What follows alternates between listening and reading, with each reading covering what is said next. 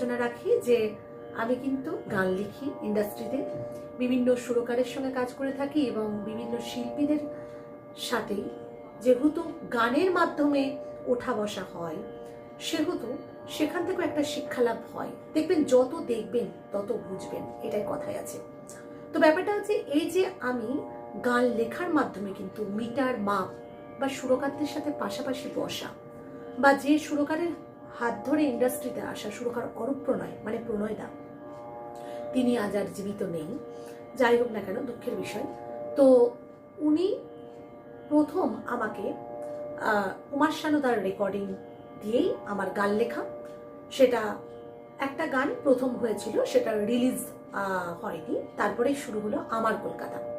ওটাই আমার জীবনের প্রথম গান, জার্নি আমার কলকাতা। আপনারা সার্চ করবেন কুমার শানু গাওয়া, শানুদার গাওয়া আর আমার লেখা, প্রণয় দাস সুর,